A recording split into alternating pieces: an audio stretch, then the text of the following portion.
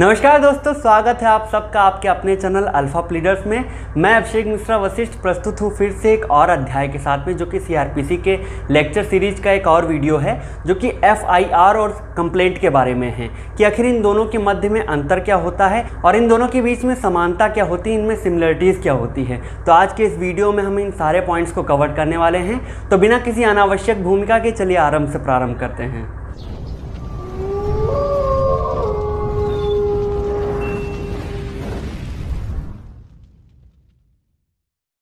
सबसे पहले बात करते हैं हम एफआईआर के बारे में। एफआईआर को फर्स्ट इन्फॉर्मेशन रिपोर्ट या हिंदी में प्रथम सूचना रिपोर्ट भी कहते हैं। इसके बारे में कहीं पे एक फॉर्मल डेफिनेशन नहीं दी हुई है कि यही चीज़ एफआईआर कही जाएगी, लेकिन इसका एक प्रैक्टिकल मैनर में इसे सीआरपीसी के सेक्शन 154 में दिया गया है, जहाँ पे ये कहा गया है कि ये किसी भी कॉग्निजेबल ऑफेंस के मामले में सबसे पहली रिपोर्ट होती है, सबसे पहली सूचना होती है, जो किसी एक व्यक्ति द्वारा, जो कंप्लेनेंट होता है जिसने सूचना दी हुई होती है, उसके द्वारा किसी ऑफिसर इंचार्ज को, जो कि एक पुलिस स्टेशन का ऑफिसर इंचार्ज होता है, उसको मिली हुई होती है। और उसके बाद वहाँ पे क्रिमिनल लॉ मोशन में आता है या फिर लॉ जो होता है गतिमान होता है, विधि गतिमान होती है और इन्वेस्टिगेशन स्टार्ट होती है। और कंप्लेंट के बारे में सीआरपीसी के सेक्शन 2D में कहा गया है कि ये वो शिकायत होते हैं, आरोपों के वो कथन होते हैं जो एक मजिस्ट्रेट को किसी इन्फॉर्मेंट के थ्रू या कंप्लेनेंट के थ्रू प्राप्त होते हैं और जो कि कॉग्निजेबल या नॉन कॉग्निजेबल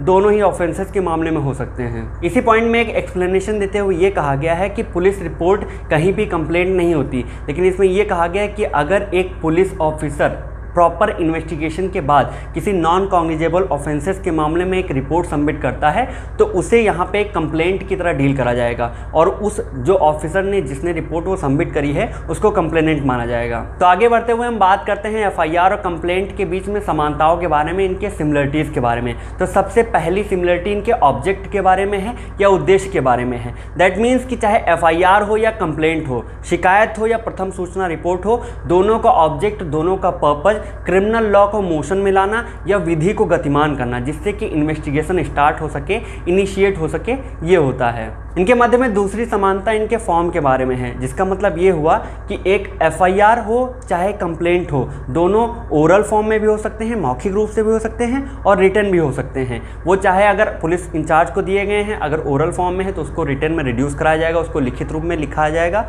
और अगर मजिस्ट्रेट को दिए गए हैं ओरल फॉर्म में है तो मजिस्ट्रेट भी उनको एक लिखित रूप में दर्ज कराएगी, और अगर वो लिखित फॉर्म में है तो उनको एज इट इज एक्सेप्ट कर लिया जाएगा। और इनके मध्य में तीसरी समानता एक्यूज्ड के बारे में है या आरोपी के बारे में है, यानी जिसके खिलाफ ये आरोप लगाया जा रहा है कि उस व्यक्ति ने आरोप किया है, उसमें नामजद व्यक्ति भी हो सकता है, जिसका नाम भी हो सकता है, नोन पर्सन और अननोन पर्सन, दोनों के ही मामले में उनमें एफआईआर और कंप्लेंट दर्ज की जाएंगे। नेक्स्ट हम बढ़ते हैं इन दोनों के बीच में डिफरेंसेस के मामले में या अंतर के मामले में, कि आखिर एफआईआर और कंप्लेंट में जब इतनी समानताएं हैं, उनके ऑब्जेक्टिव के मामले में, उनके फॉर्म्स के मामले में, उनके एक्यूज्ड के मामले में, तो आखिर इन दोनों में अंतर क्या रहेगा, इनमें डिफरेंस क्या है। तो इनमें सबसे पहला डिफरेंस इनके प्रोविजंस के मामले में है, जिसका मतलब ये हुआ कि एफआईआर के बारे में प्रोविजन सीआरपीसी के सेक्शन 154 में दिया गया है और कंप्लेंट के बारे में प्रोविजन दिया गया है सेक्शन 2 के क्लॉज डी में, और उसके अलावा कंप्लेंट के बारे में 156 सब क्लॉज 3 में भी बताया गया है। अगला डिफरेंस इनकी अथॉरिटी के बारे में है, जिनको ये दिए जाते हैं, जिनको ये सूचनाएं दी जाती हैं।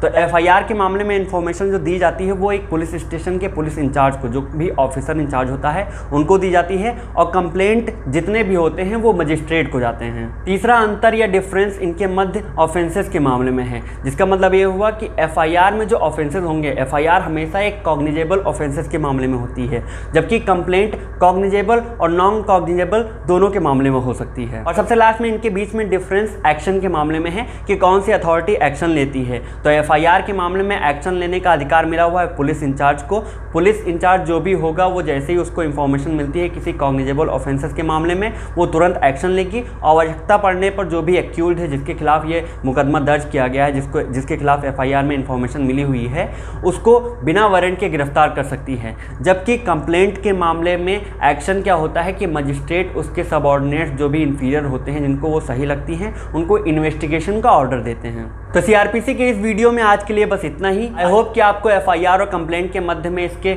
सिमिलरिटीज़ और डिफरेंसेस समझ में आ गए होंगे। बाकी के लॉ से रिलेटेड वीडियोज़ के लिए, पॉइंट्स के लिए, टॉपिक्स के लिए बने रहिए हमारे साथ। नमस्कार।